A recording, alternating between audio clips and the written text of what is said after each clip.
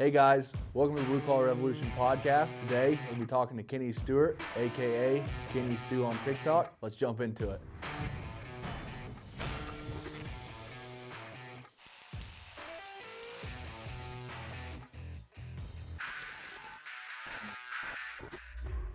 All right, hi guys, welcome to the Blue Collar Revolution. Today, we're going to be talking to Mr. Kenny Stew.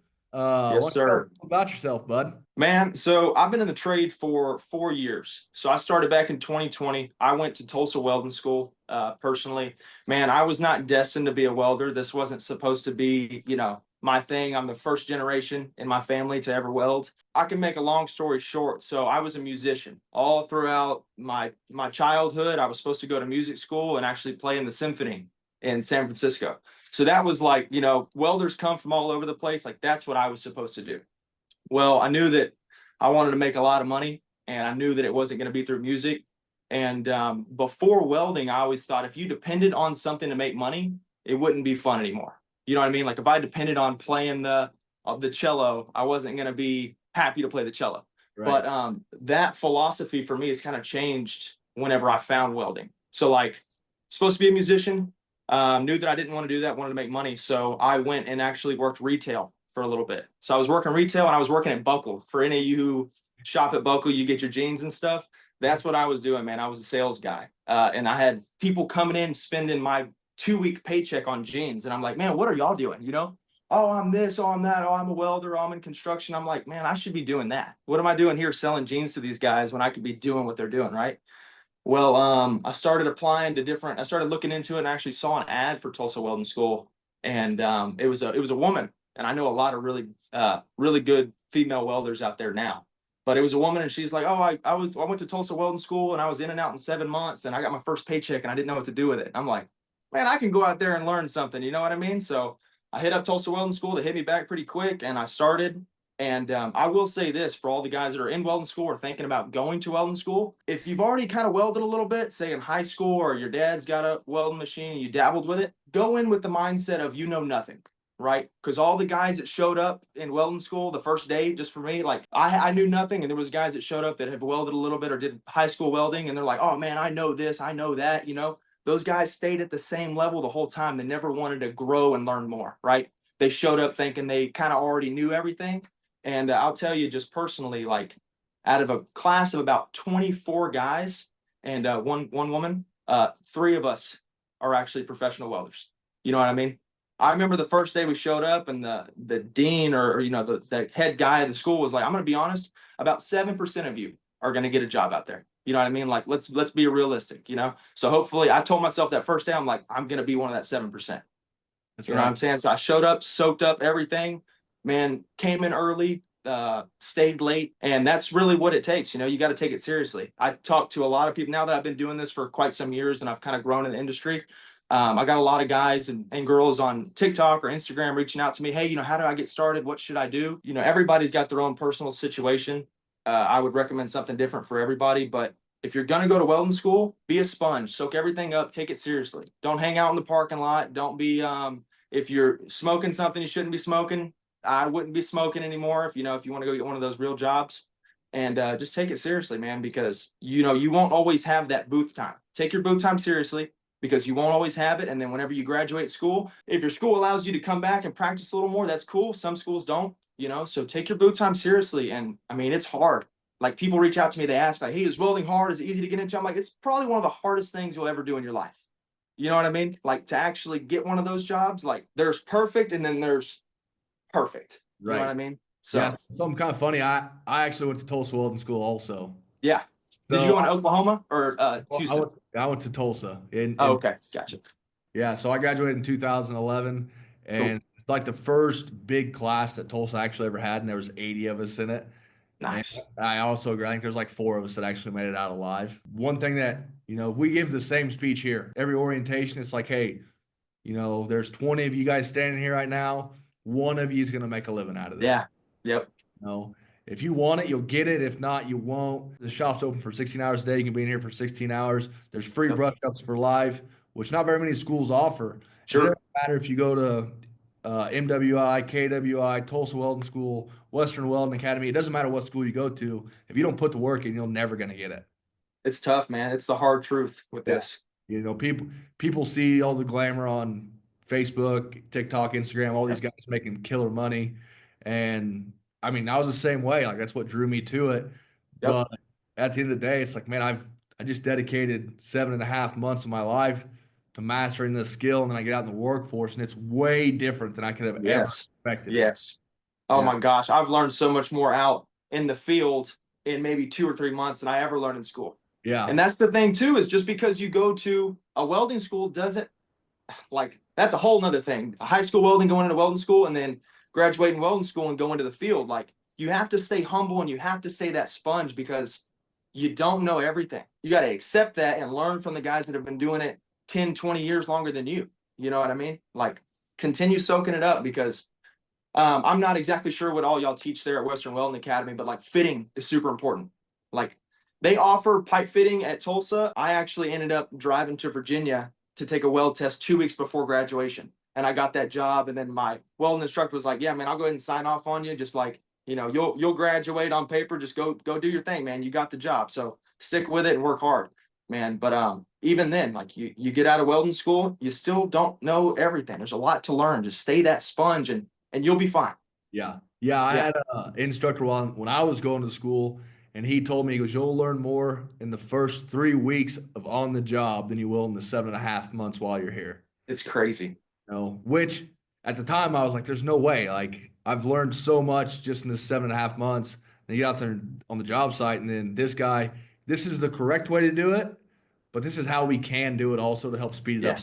All them tips and tricks really make life a lot easier on a man. So true. Yeah, I'm not gonna sit here and lie to you and tell you I was the best student, because I definitely wasn't. I might have partied a little too hard while I was in school myself. Sure. But I knew that I had two choices. It was either one, hit the road and go make some money, or two, go back to my podunk town and sit around and maybe go work at the grocery store or something. And I definitely wasn't gonna do that. With the rest of them.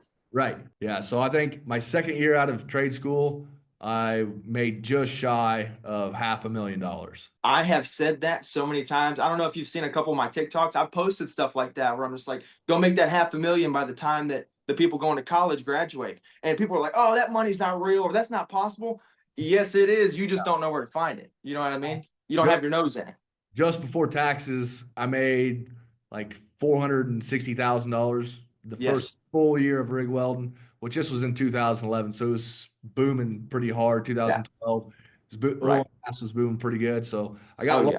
I just kind of fell in where it all worked out for me. But it's definitely out there. The money hasn't gone away, but you have to be willing to go out there and get it too. From a small town in Missouri, and I can remember coming home from school, finding a job, kissing my mama goodbye again, and driving 12 hours down the road to maybe have a job. Yes. That's the big difference between the $15, $16, $20 an hour welding and the 60 to 80 an hour welding. Like, you got to take that chance. I tell people all the time, the money's out there. It's not across the street. So if you're in even a town like Houston, I live in Houston, Texas. There's a lot of work down here. There's a lot of fabrication shops. There's a lot of welding work in general, right? But you're not going to make your $100,000. You're not going to make your big money driving down the road. Like I said, whenever I was in welding school 2 weeks before I graduated, I drove from Houston to Virginia, because they are the company that I went and worked with, they were the only company willing to hire somebody with no experience coming right out of welding school. And it was a maybe, right? I drove 24 hours to maybe pass the test, to maybe get the job. Like, these are the sacrifices you have to make. So for all the people that don't think that making $500,000, a year, 2 years isn't real, it's just because, you may not be willing to make the sacrifices that the small few do. Yeah, that's a great way to put it. So kind of stepping back, what was that first job like? First, fresh out of school, walking in the first day. How was that? Man, so I'll tell you. So, like I said, drove out there all the way to Virginia, Lyndhurst, Virginia. I don't want to name drop the company by any means, but drove out there. It was a refrigeration company. So I don't know if you're very familiar with refrigeration welding, but it's fairly simple stuff. I mean, it was all high pressure ammonia, but the test, just for people, wondering, watching this podcast, the test was a 2-inch 6G stick all the way out. Very common test. Went in there, slicked it out. It was snowing. I remember it was snowing. Like I'm not used to snow in Houston. Like if it's snowing, something's wrong, and people were freaking out. So I drove out there. It was pitch white, and I took this test. It looked really good, and started driving home. And I got the call, hey, you got the job. You know, you can turn around right now, or you can go home, and we'll make arrangements for you to come out. I'm like, man, well, I actually drove up there with a buddy, and he did not pass the test, so I had to take him back home. You know what I mean? And I was like, man, it's probably not going to work out right now, but just like maybe maybe next week or something like that. And they're like, yeah, we can get you going. Just go home. We'll send you all your travel detail. You'll be good to go. So I show up, and at first, this is strange, and this isn't very typical for a lot of welding jobs. But at first, you didn't weld for 3 months. You were basically a shop hand. So the schedule was 10 days on, 4 days off, and I would drive my first tour out there. I drove because a lot of welders, especially if you're not experienced, a lot of welders weren't going to show up and not weld for 3 months and then stay there. So like they were like, okay, go ahead and drive the first time, because a lot of people don't even make the first, like what we have to offer at the very first, and they just drag up.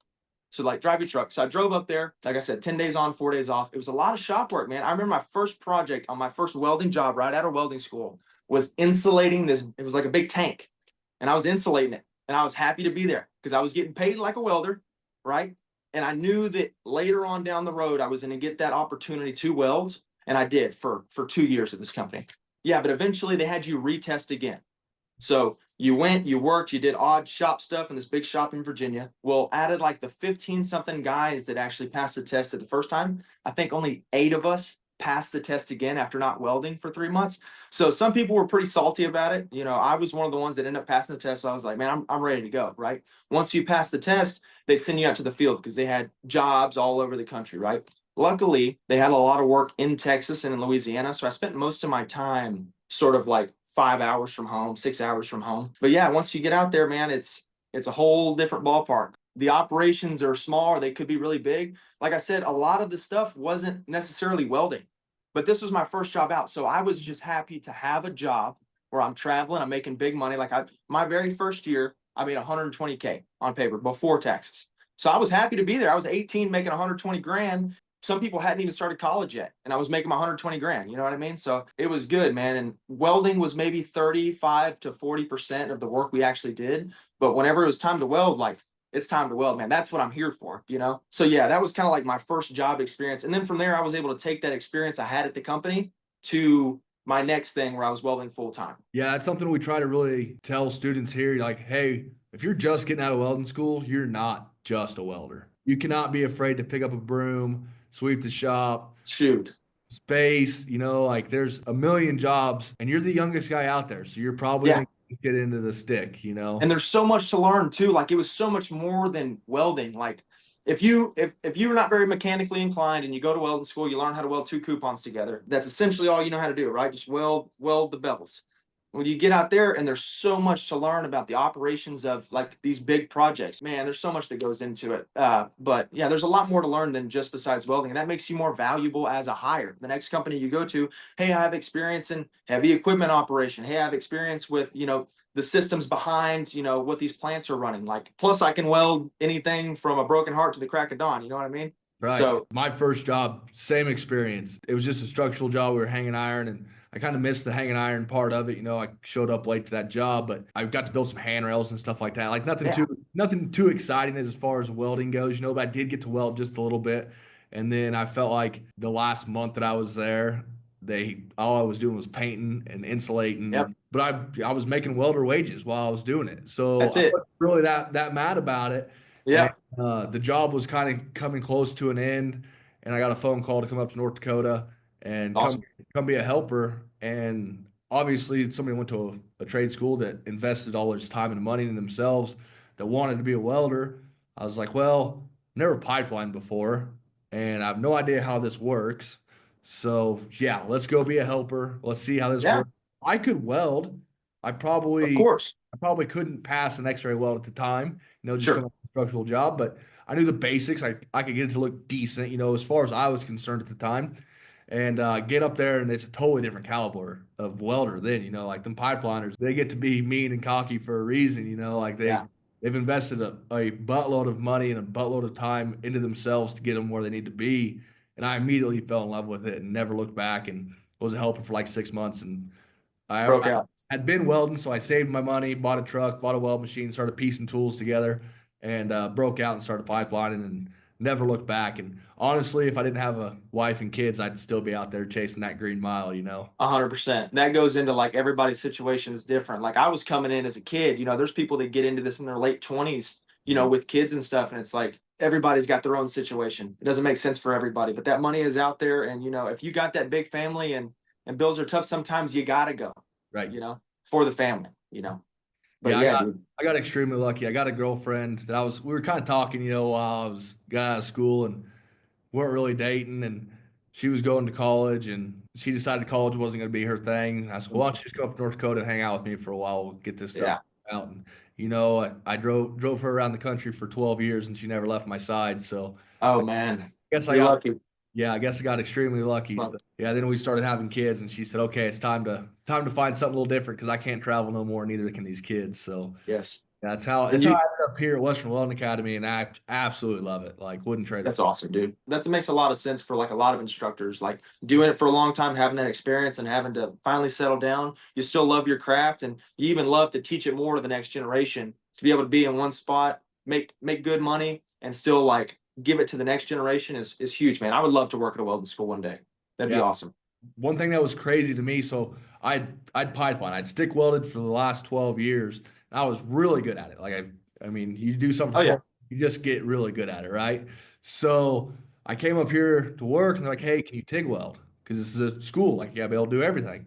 I'm Mm. like, "Yeah, I'm gonna be honest with you. I think I've TIG welded like 4 times in the last 12 years, and it was Mm. just structural, like nothing crazy. Welding Yeah. O on some stainless here and there, but Yeah. about it. But me going to a trade school, it put me in that situation. I didn't know how to TIG weld. Like I knew the basic concepts on how to TIG weld.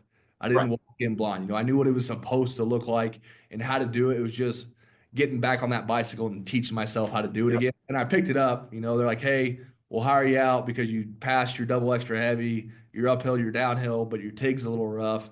And within 2 weeks, I'd passed all the TIG tests. So Yep. I did my combo, my stainless, my carbon. I ended Yep. up doing some Inco for them. So like Oh yeah. I picked it back up. So I think that's something that really benefited me. I wasn't just a one trick pony walking out of a trade school. You can't be. Now that you've been out in the field for a while and you've seen everywhere, what's probably your favorite place you've worked so far?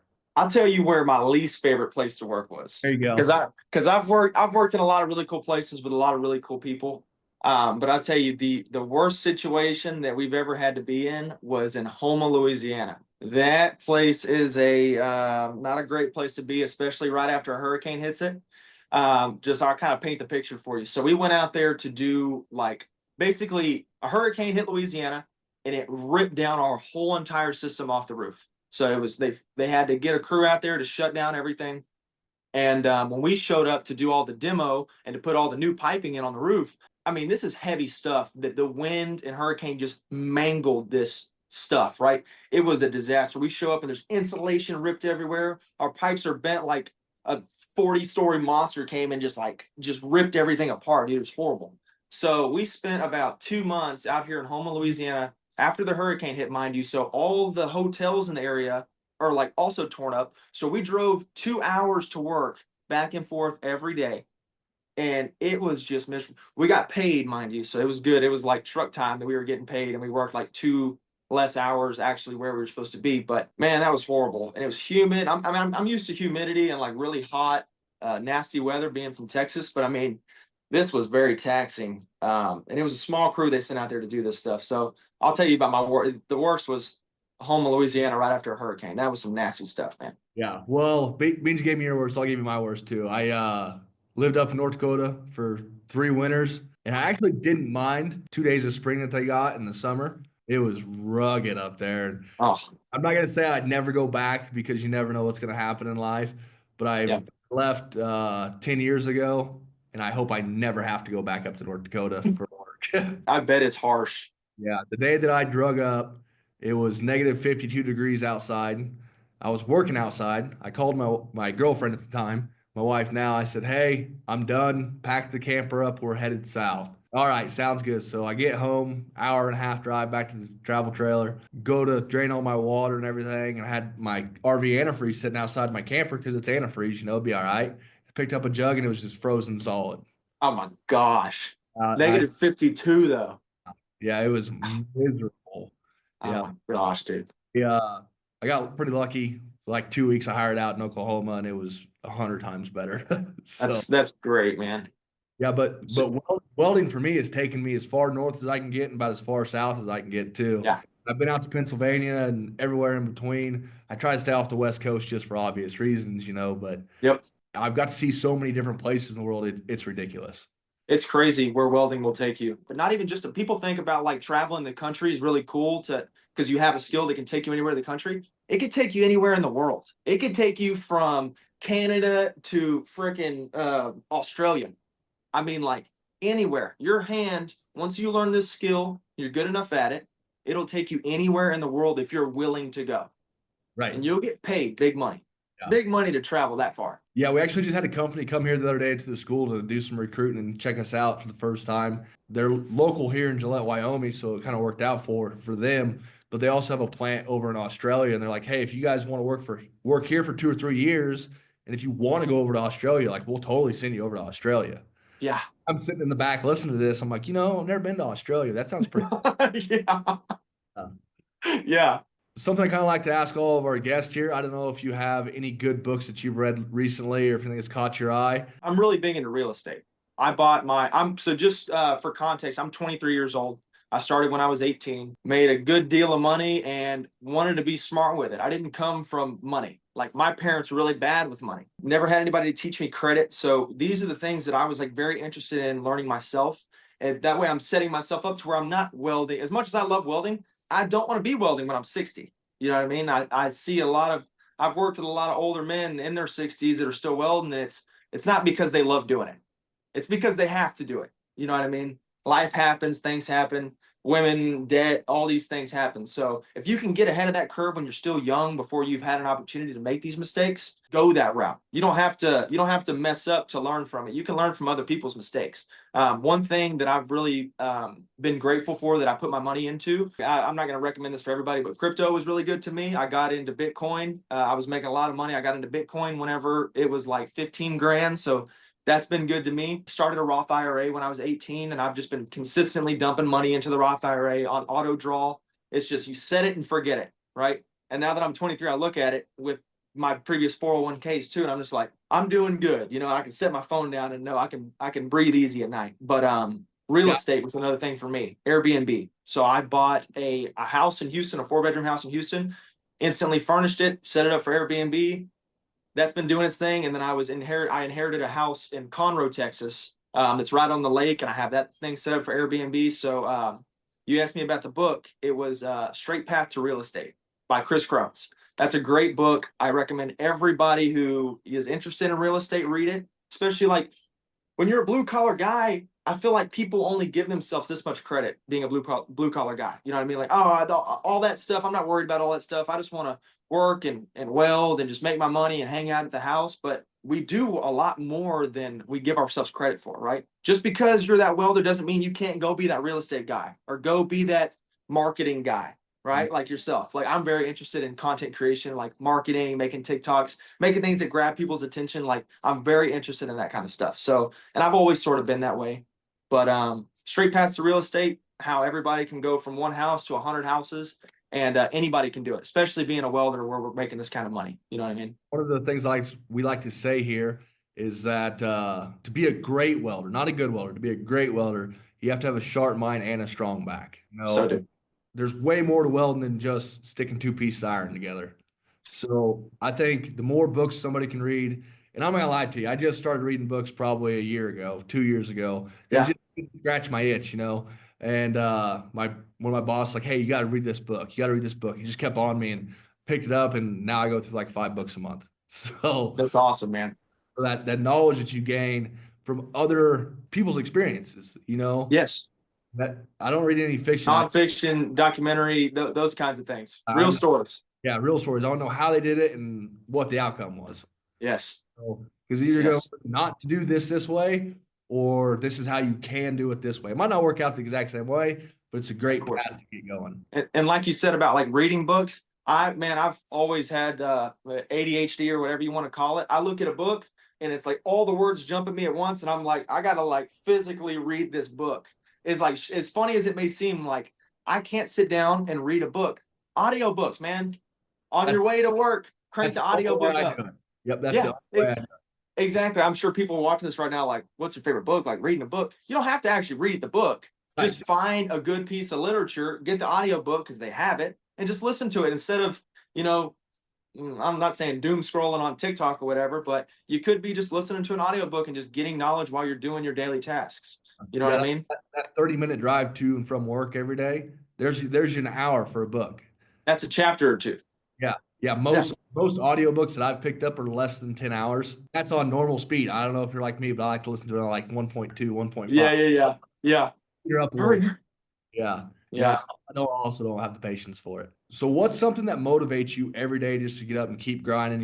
Say you're 23 years old, you've already invested so much into yourself moving forward. What motivates you to continue to do that? One big thing that I like preach to people is, if tomorrow you had $1 million dropped in your bank account, right? Now you're a millionaire. Will you physically feel any different than you did today? Like physically. Yeah, you might be able to go buy this thing that you want or do this thing that you've never been able to do, maybe pay off some debt, but will you feel any different, right? Like, no, the answer is no. You're not going to feel any different whether you have $10 in your bank account or $1 million in your bank account. You just need to find something that makes you happy, right? I have a lot of hobbies, man. I play professional paintball. I don't know if you know anything about that, but I travel around the country. There's 5 major events a year, and me and the team, we travel and we play paintball. Like, that brings me purpose. You know what I'm saying? Building things, the pipe fabrication that I do, like, brings me purpose to be able to go into work, make something, and at the end of the day, step away from it and actually see what you did, what you created, like that brings me purpose. So I think that, like, over the money and, all those things, like, purpose is so important. And I'll say this, like, and I'm sure a lot of other people struggle with this, is like being present. This is one thing that I really need to work on. Like, I'll give you just a super quick story. So I was working, it was like November. I had set up a snowboarding trip in Keystone, Colorado in January. So from November to January, every day I was thinking about, I'll be on the mountain. Like, I'll be on the mountain soon. Like, the trip's coming up. It's going to be so nice. Well, for those 2 months, all I could think about was being on the mountain, right? Well, the time's come. I'm standing up there on the peak. We're about to go down the first run. I'm thinking about what I'm going to be doing at work when I get home. That ain't good, dude. You spent all this time just like thinking in the future, and now you're here where you want to be, and you're thinking about in the future. So, like, just being present, like, that's so important. And like, blue collar guys, we wake up early. We don't get much sleep. You wake up early, you do your thing all day, you come home, and you got enough time to eat, use the restroom, shower, and sleep before you do it all over again. So it's like our days go by so fast, our weeks, our months, those turn into years, like, before you know it, like, you really do. You look back and 5 years went. You're like, man, and I'm still looking in the future. Just like being present is like so important. And I think that, like, what really drives me and motivates me is to one day be able to just do the things that I want to do and not have to worry about spending 8 months away from home. Like, if I can sacrifice now, by the time I'm in my late 30s, at the rate that I'm moving with real estate and with my investments and the money from welding and all the other ventures that I'm a part of, hopefully by the time I'm in my 40s, like, my goal is to not have to weld anymore. Right. You know what I'm saying? And just be present and do the things that I want to do and be with my family. I don't have any children yet, but Lord willing, I have 2 or 3 kids, that I'm able to, sort of build a legacy and pass it down onto them. So, like, these are the things that are important to me. Everybody has their own thing that they do, but I would say just be present and just be set up to the point where I don't have to worry about if money's coming in this month. I just know it will because of all the work that I've put in place. Wow, that was great. Thanks for hanging out with us, Kenny. Really appreciate it. If you guys like what you saw, go follow him on TikTok. We'll see you on the next one.